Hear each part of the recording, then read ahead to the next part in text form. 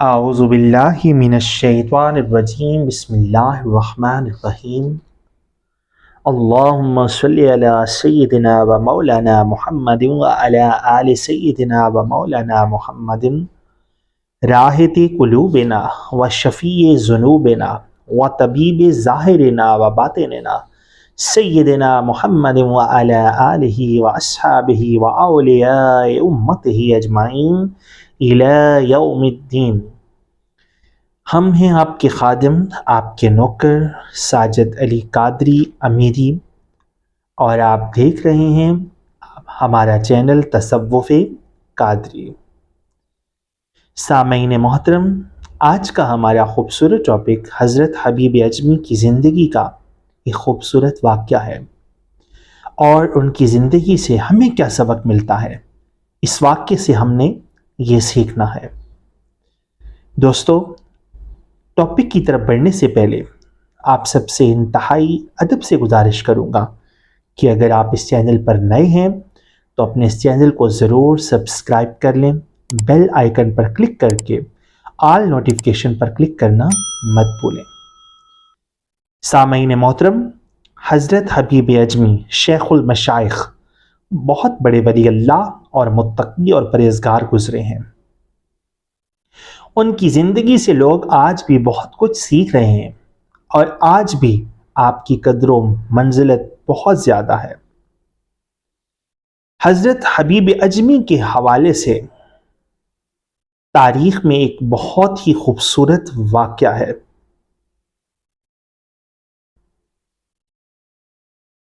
سامعین محترم، یہ قصہ تاریخ میں یوں بیان ہوا ہے کہ حضرت حبیب اجمی بہت ہی پرہیزگار تھے، اور حضرت کی پرہیزگاری کا یہ عالم تھا کہ ایک کنیز 30 سال تک آپ کی خدمت میں پیش رہی اور آپ نے اس کا چہرہ تک نہ دیکھا، اور ایک دن اس کنیز سے فرمایا کہ جاؤ میری کنیز کو آواز دو۔ اس نے عرض کیا، حضور میں ہی تو آپ کی کنیز ہوں۔ حضرت حبیب اجمی نے فرمایا، 30 برس میں میرا خیال سوائے اللہ تعالیٰ کے کسی اور طرف نہیں گیا، یہی وجہ ہے کہ آپ کو پہچان نہ سکا۔ جس وقت آپ کے سامنے قرآن مجید کی تلاوت ہوتی تو آپ پر رقت طاری ہو جاتی اور آپ رونے لگتے۔ کسی نے پوچھا، حضرت آپ قرآن کا مفہوم کیسے سمجھتے ہیں جبکہ آپ تو اجمی ہیں؟ آپ نے جواب دیا، میری زبان اجمی ہے پر میرا دل عربی ہے۔ حبیب اجمی شروع میں بہت مالدار تھے اور اہل بصرہ کو سود پر قرض دیا کرتے تھے۔ ہر روز کا معمول تھا کہ اپنے لین دین کے تقاضے کے لیے مقروضوں کے پاس جایا کرتے تھے، اور اس وقت تک واپس نہ آتے جب تک قرض وصول نہ ہو جاتا، اور اگر کسی مجبوری سے قرض وصول نہ ہوتا تو اپنے وقت کے ضائع ہونے کا ہرجانہ وصول کیا کرتے اور اس رقم سے زندگی بسر کرتے تھے۔ ایک دن اپنے مال کی طلب کے لیے ایک گھر میں گئے۔ وہ قرضدار گھر میں نہ تھا۔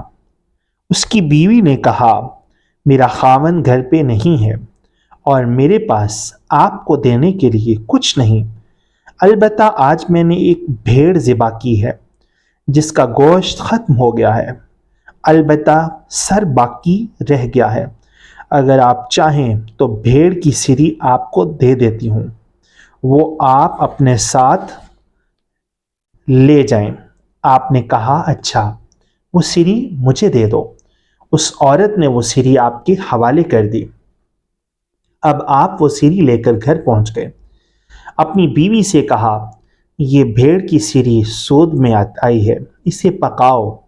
بیوی نے کہا کہ گھر میں لکڑی ہے نہ ہی آٹا، میں کھانا کس طرح تیار کروں؟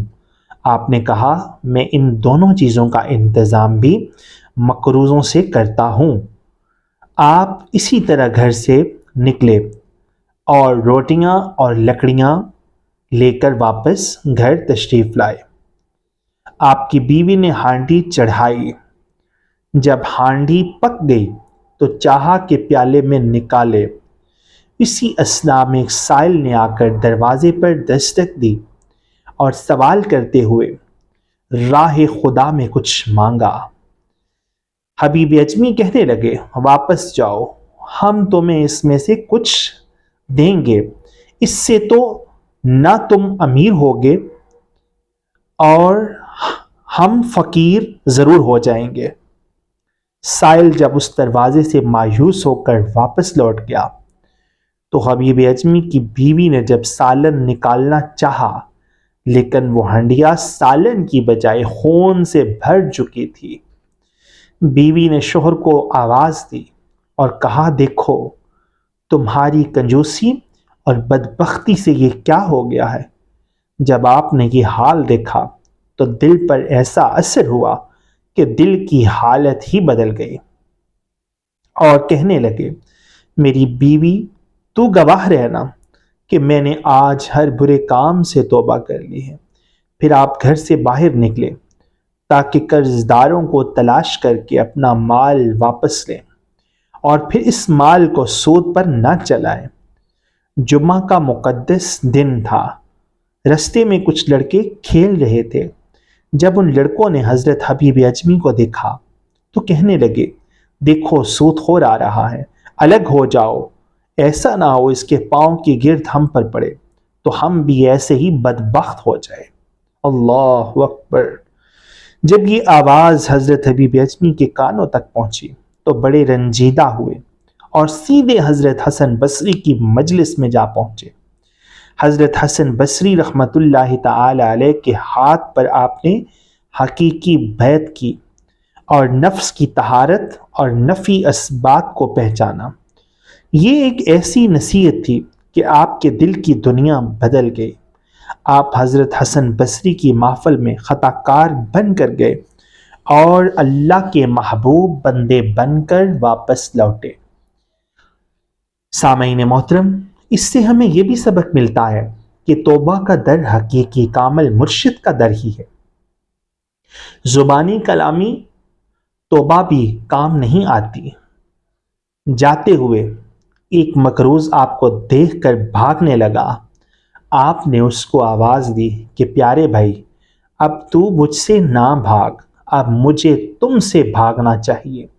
یہ کہا اور گھر کی طرف چل پڑے۔ رستے میں وہی لڑکے کھیلتے ہوئے ملے۔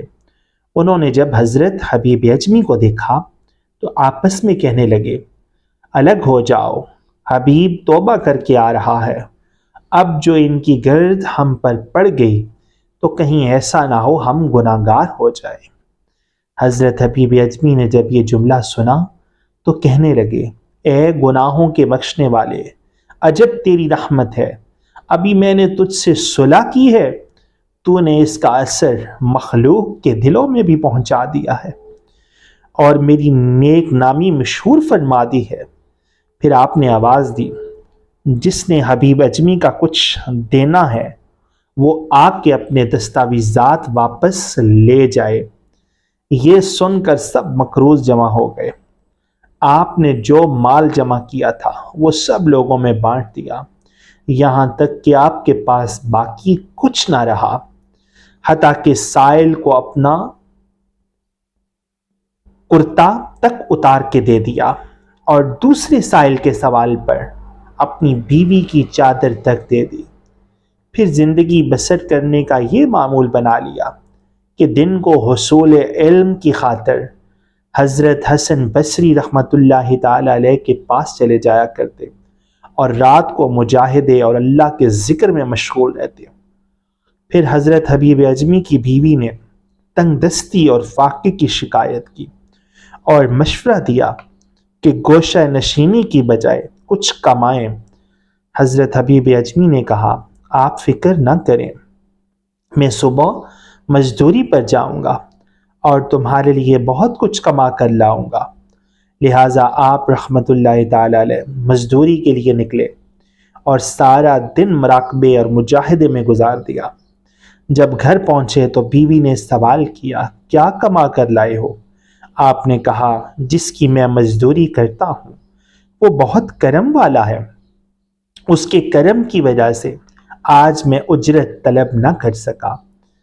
وہ ایسی ذات ہے جو بے طلب مزدوری ادا کر دیا کرتا ہے۔ مجھے روزانہ طلب سے شرم محسوس ہوتی ہے۔ اب 10 دن کے بعد اپنی مزدوری اس سے طلب کروں گا۔ آپ رحمۃ اللہ تعالی علیہ کی بیوی نے بڑی مشکل سے 10 دن گزارے۔ 10ویں دن جب آپ رحمۃ اللہ تعالی علیہ گھر کو آ رہے تھے اور دل میں شرما رہے تھے کہ گھر میں بیوی نے پوچھا کہ کیا کما کر لائے ہو تو کیا جواب دوں گا، آپ اسی تصور میں چلے جا رہے تھے کہ اللہ نے اپنے کسی نیک بندے کے سبب سے آپ کے گھر گھی، شکر، آٹا اور 300 درہم پہنچا دیے۔ اس شخص نے کہا، آپ کا خاوند جس کے گھر میں مزدوری کرتا ہے، یہ ساری چیزیں اسی نے بھیجی ہیں۔ اپنے خاوند سے کہہ دیجئے گا کہ اگر وہ زیادہ محنت سے کام کرے گا تو اسے زیادہ مزدوری دی جائے گی۔ لہٰذا آپ رحمۃ اللہ تعالی علیہ کے گھر کے دروازے پر پہنچے تو گھر میں کھانے کی خوشبو آ رہی تھی۔ اندر جا کے بیوی سے صورتحال دریافت کی تو بیوی نے سارا ماجرا آپ کو بتا دیا۔ یہ سنتے ہی آپ رحمۃ اللہ تعالی علیہ کی آنکھوں میں آنسو آ گئے اور دل میں خیال آیا کہ 10 دن کی ریاضت کا اللہ نے نعم البدل عطا کیا ہے۔ اگر میں زیادہ مجاہدہ کروں گا تو نہ جانے کتنے کرم سے نوازا جاؤں گا۔